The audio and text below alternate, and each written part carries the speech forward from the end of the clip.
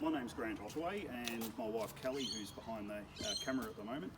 We would like to invite everyone to follow us on our journey, converting this 1996 PMC Hino 12.5 metre bus into what hopefully will be an awesome motorhome.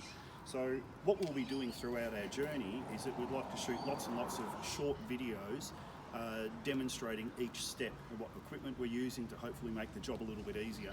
The idea of this is that when we finally get to the end of this, anyone else who's actually looking at going down the same journey of doing a bus conversion, they can learn from where we've had successes and also where we've made mistakes or could have maybe done things a little bit better. So we're here to share everything, warts and all, with the entire project.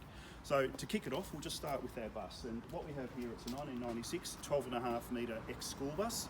We've purchased this one straight off the run, and the advantage of doing that is that when you have a bus that's in service carrying little kids around, the safety and the maintenance routine for these vehicles is a lot more strict than purchasing a bus that might be partially completed or it's been sitting in someone's paddock for God knows how many years. So when we looked at this bus, we actually found it on one of the local marketplaces for sale. It cost us $13,000, which we think was a great deal. It's got just over 500,000 kilometres on the clock. Highway diffs, so she sits on the freeway doing 100 k's an hour, and the fuel consumption's around about sort of 22 litres per 100 k's, which when you think about it, that's comparable to somebody towing a big caravan with their four-wheel drive, etc. So the cost of running the bus is not going to be anything that's too crippling. We'll start off, I'll just give you guys a little bit of a tour around the bus and just show you why we've actually picked this particular model. So we were looking for a bus on and off for a number of years. One thing that we always like, the Hinos, they're a pretty good reputation for being a bus. 6-cylinder diesel, turbocharged, pretty good power, and also comes with a manual 6-speed synchromesh gearbox, so not too hard to drive and nice and smooth. Renowned, pretty good engine. They came in just before all the smart electronic stuff came in. What I like about those engines is that anybody can generally fix one on the side of the road if it's not a major mechanical failure. So where you get a lot of these new computerised engines with the ECUs, etc., when you have a fault, mate, you need to get the guys out and they've got to plug the computer in, and depending on where you are, and most people travelling in a bus are going to want to go way off the beaten track somewhere, you always need to make sure that you've got something that you can get fixed somewhere. Anyway, let's have a little bit of a tour around. Single door bifold. The bus comes with pretty good storage. So on this side, and this particular model bus, they come with two options. Some of them you see they've got storage compartments on both sides of the bus. This one here, it only has them on the left-hand side, but the other side of the bus is actually hollow. So in our workshop, we'll actually be fabricating some doors to replicate this on the opposite side. So the storage on the other side of the bus, we're going to use that to mount the generator, spare jerry cans, washing machine, air conditioners, generally the noisy sort of stuff. This side of the bus we're going to keep for our leisure side. So we'll have an awning that comes out, and there'll be another Waco fridge sort of mounted down here, or a freezer.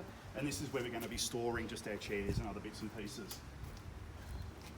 Coming down the back, and one of the advantages about having a rear mount engine on a bus is that they're not only easy to access when you're trying to do some maintenance, but also they're a lot quieter as well. So you don't have that engine noise up the front. Motors down the back, it's all quiet, can't hear a thing. So to access and service the engines on these guys here, you're not crawling around underneath the bus or lifting floor hatches out. You've got accesses from all three sides, both left and the right, and down the back here.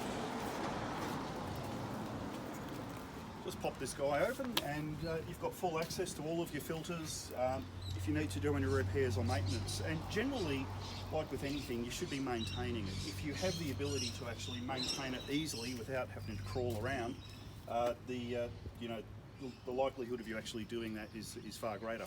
Anyway, follow me inside. We'll have a quick look in there. Inside the bus, and this is another appealing thing about the PMC or the pressed metal company in Adelaide bodybuilders, is that they have a nice flat floor throughout the bus. So this actually saves you a lot of stuffing around where you may have a coach where you've actually got a lowered walkway. That's not really compatible for when people are doing kitchen layouts and all the other sort of stuff, or living areas. So what they do is they generally find that they've got to rebuild or fill in that section with a raised flooring as such. On a PMC, straight flat floor, really awesome. Saves us a lot of bucking around and a lot of expense. On the seats, typical school bus seats, they're not really designed to be comfortable. Little kids, they're only on it for 20 minutes here or there. We've got to remove all of these seats, which we'll be doing today, and that will be in video number 2. What we will be doing is, with our seat design, is that we'll be installing a couple of twin seats that we've acquired for a motorhome, and they've got seat belts already built into them. They're ADR compliant. So one of the things, there's always a lot of questions about seating designs in buses. You have to have ADR compliant seating. It's the number one thing that your VAS engineer is going to be critical of if you don't go the right way. Rest of the bus, very, very good headroom, nice wide layout. So with our design in principle, and at the moment we're going to be working this out later on today when we get these seats out, is that we'll have double bed down the back, then we'll have a bulkhead wall, and then we'll have a couple of single bunks, and then we'll have basically our living area, then we'll have a little kitchen with an L-shaped sort of counter on it. On this side of the bus, we're going to have our shower and toilet, and here is where our 2 seats are going to be. So the bus is going to be set up to actually carry 5 people, and so we'll have 4 here, 1 driver, and it'll have sleeping for 5 as well.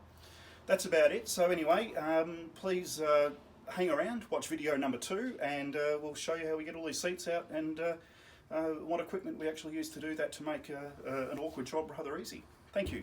See you soon.